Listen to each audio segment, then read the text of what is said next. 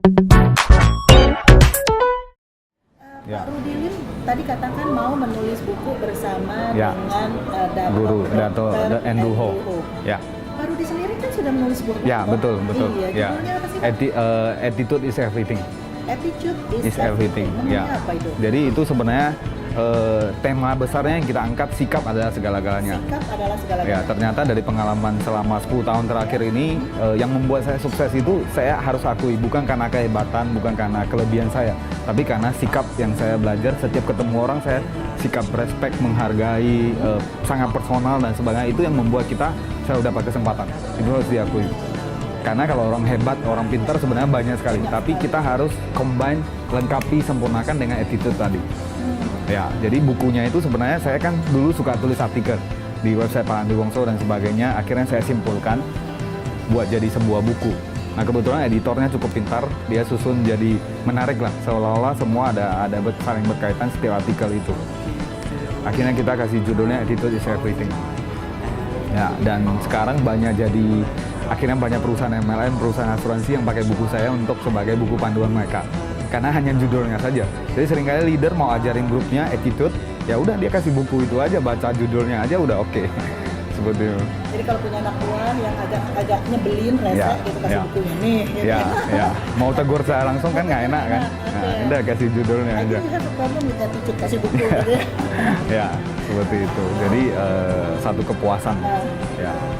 Saya juga lagi susun buku biografi saya, semi biografi lah, value-grafi. Jadi value-grafi. Jadi bukan cuman biografi saja, tapi setiap momen yang kita lewat kita angkat story perjuangannya. Jadi dulu lagi susah, punya impian, berubah, termasuk ubah penampilan segala macam saya tulis di situ.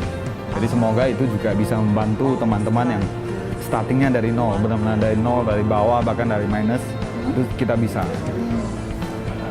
Bukunya udah jadi, tinggal lagi tunggu momennya kapan untuk launch. Saat yang tepat. Ya, tunggu jadi saat itu yang akan tepat. menjadi buku yang kedua. Buku yang kedua. Jadi kalau buku yang akan ditulis dengan Dato Andrew Ho itu ketiga. Mungkin yang ketiga, gitu ya. Ya. Ditunggu berarti nanti. Dan itu kita angkat satu tema yang sangat luar biasa, rahasia hidup berkelimpahan. Rahasia Hidup berkelimpahan.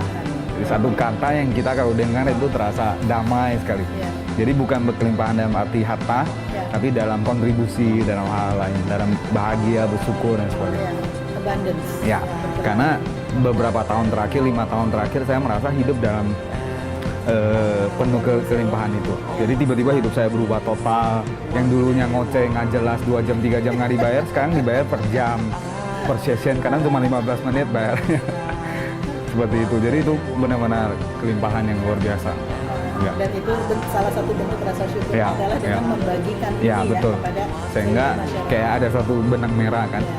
Dari buku The Secret, The Power, The Magic, ada banyak lah beberapa yang tentang hati dan sebagainya. Nah, itu kita coba sederhanakan, kita share ke masyarakat kita, gitu.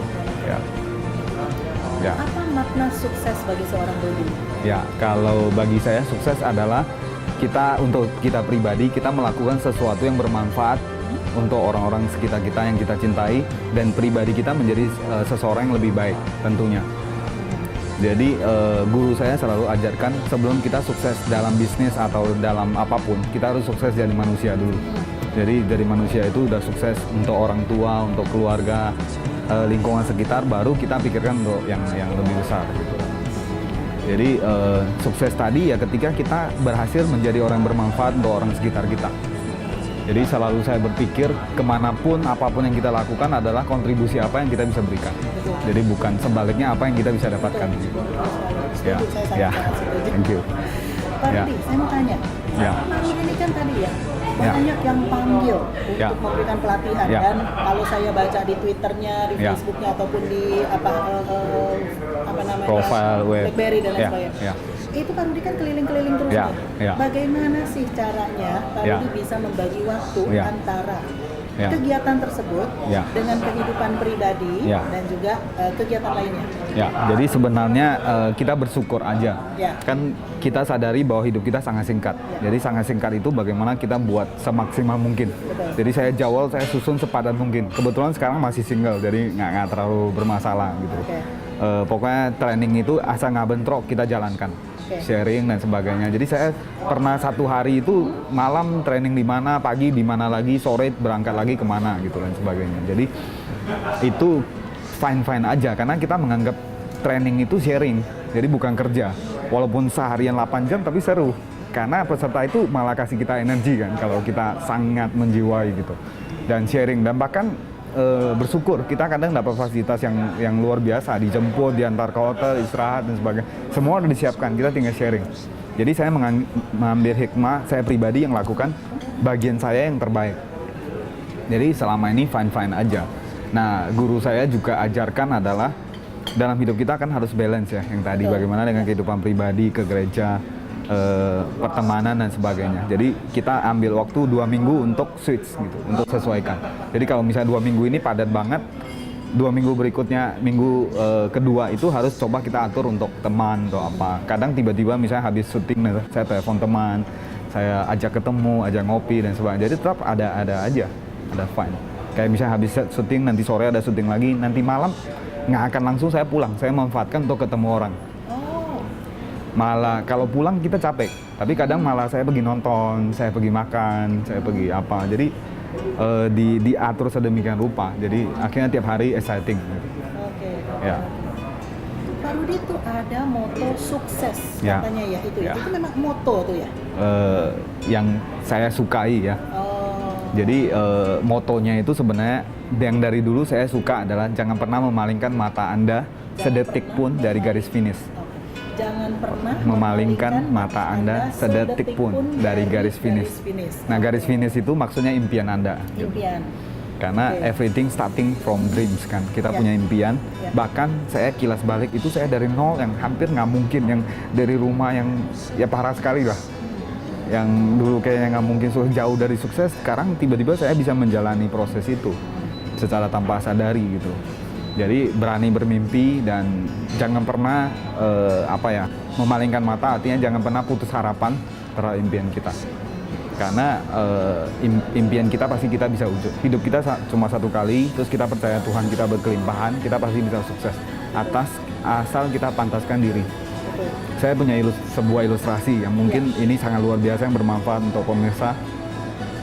Ibaratnya kita dapat hadiah satu es krim yang enak sekali. Contohnya ini es krim yang enak sekali, yang dari mana? Anggap dari Switzerland, dari apa, pokoknya bahkan bidadari dari atas turun ke bumi untuk beli ini. Pokoknya es krim itu enak sekali, kita dikasih. Terus es krim itu kan kita simpan di kulkas. Anggap kita pergi presentasi, aktivitas, training segala macam, kita pulang. Haus sekali kan, pasti pengen makan es krim. Nah, pas kita mau makan es krim itu, tiba-tiba anak kita atau saudara kita di rumah, anak kecil keluar mau minta es krim. Pertanyaan saya, kita kasih nggak? Es krim itu enak sekali loh, dan dikasih teman cuma ada satu. Kita kasih nggak? Pasti kita kasih kan? Kenapa? Karena kita sayang. Karena kita mengasihi anak kita atau saudara kita. Nah, simpelnya adalah kita aja sebagai manusia, kita bisa kasih, apalagi Tuhan. Nah, Tuhan kalau sayang kita, Tuhan pasti kasih kita. Tapi ceritanya belum selesai. Ketika kita suruh anak itu, oke, ambil gelas Gi, ambil gelas, saya bagi. Pada saat anak itu ambil gelas datang, ternyata gelas dia itu ada kotoran gitu, ada semut atau apa. Kira-kira kita kasih nggak? Pasti enggak. Kita suruh ganti gelasnya karena gelasnya kotor.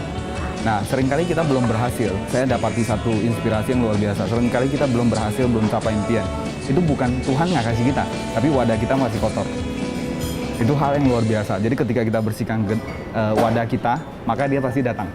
Seperti itu. Jadi kadang kita belum pantas atau kita masih punya banyak sikap dan sebagainya yang salah, kita fix, kita benarkan, pantaskan diri, dia pasti datang. Itu keyakinan saya. Ya. Thank you. Ya. Nah, jadi kalau dari perjalanan hidup Pak Rudi ya, dari tadi waktu masih kecil di Bagan Siapian, kemudian pindah ke Jakarta, menjalani kehidupan kuliah, kerja, kemudian perjuangannya membangun yang enterprise, kemudian nanti menjadi Rudi Lim Internasional. Makna hidup apa yang bisa dipetik oleh seorang Rudi? Jadi saya rasa hidup ini luar biasa. Hidup ini berkelimpahan dan sebuah proses. Jadi kita hanya perlu selalu sempurnakan diri kita untuk mencapai sesuatu yang lebih luar biasa dan bermanfaat untuk orang lain. Jadi makna hidup yang luar biasa ada tentunya harus kita syukuri ya. Jadi dulu yang saya selalu jujur, saya komplain saya selalu merasa kenapa harus saya gitu. Kok susah sekali, berat sekali. Nah ternyata sekarang saya bersyukur semua itu kayak bukan kebetulan. Jadi kayak kita dipersiapkan gitu. Kita lagi dipersiapkan, dipoles ibaratnya batu diamond, dikasih masalah, tantangan, rintangan, kita dikasih pressure habis-habisan. Kita bisa tahan nggak? Dan kita dipoles habis-habisan, akhirnya makin bersinar. Sehingga membentuk kita jadi karakter yang kuat, yang tidak pantang menyerah dan sebagainya. Jadi saya rasa makna hidup itu adalah proses yang harus kita jalani dan kita syukuri. Nah kalau guru saya selalu kaitkan guru saya karena kasih banyak inspirasi ke saya adalah dia ngomong setiap proses hidup kita do it the best. Lakukan yang the best sehingga kita nggak pernah regret. Jadi kita nggak pernah menyesal bahwa bagian ini kayaknya kurang dan sebagainya. Dan mungkin dulu kita pernah nggak maksimal, sekarang kita udah sadar. Jadi setiap momen itu lakukan the best, sehingga setelah lewat itu nggak ada yang kita nyesal, semua bermanfaat gitu. Mungkin itu. Karena hidup cuma satu kali, waktu cuma satu kali, ya, ada yang ya, mesin betul, waktu, begitu ya. betul, Jadi nggak bisa balik. Hidup the best semaksimal mungkin, terbaik. Ya. Jadi ketika kita lihat ke belakang, kita never regret gitu. Kita nggak pernah menyesal, dan kita merasa semua proses itu telah membentuk kita. Mau susah, mau senang, mau apa, semua itu telah membentuk kita sampai seperti hari ini. Semua itu ada berkahnya gitu ya. Betul. Semua ya. Betul. Ya. So, dari sekian banyak pencapaian yang sudah Pak Rudilin raih ya. Masih ada impian apa lagi sih yang belum kalau bicara impian masih banyak sekali, masih segudang impian. Jadi saya mau starting bisnis sendiri, lagi persiapkan mau buka resto karena saya suka kopi, jadi lagi persiapkan untuk buka coffee shop juga, terus beberapa bisnis yang lain karena mau nggak mau kita harus ke bisnis ya, jadi entrepreneurship dan sebagainya dan bisa inspirasi banyak orang ya. Jadi ingin memiliki bisnis dan juga itu akan bisa menginspirasi banyak orang lagi. Jadi bukan cuma kita kasih motivasi, yuk udah jadi pengusaha dan sebagainya, tapi kita juga sendiri terjun gitu. Dan ada beberapa, karena saya idealis, jadi ada beberapa hal yang kadang kita lihat di luar kayaknya ini nggak maksimal nih. Nah itu kita bisa maksimalkan, kayak buat merchandise. Jadi intinya bangun sebuah brand, ada bisnis sendiri running, dan akhirnya sharing motivasi training itu jadi hobi. Jadi kalau diundang ada waktu kita luangkan. Jadi benar-benar lebih mantap. Ya. Terakhir nih, Rudi. Oke.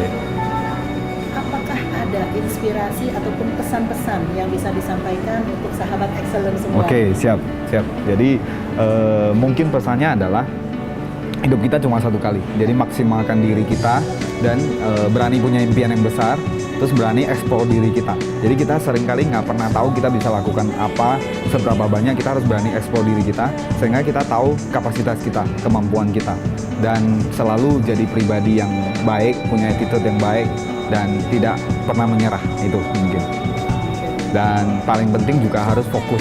Jadi kita hidup di zaman sekarang yang sosial media, banyak godaan, dan seringkali banyak orang tidak fokus. Jadi start ini memulai terlalu banyak tapi tidak fokus, akhirnya tidak jadi. Jadi kita harus fokus, jadi top 10% di bidang kita dan benar-benar all out di situ, pasti jadi. Ya. Jadi top 10% di bidang apapun di field yang kita. ditekuni, fokus, sehingga Anda bisa menjadi yang terbaik. Karena hidup bisa hanya satu kali. Ya. Wow, luar biasa, sangat memberikan inspirasi. Sama-sama. Menjadi seorang inspirator muda nomor 1 di Indonesia. Ya, thank you.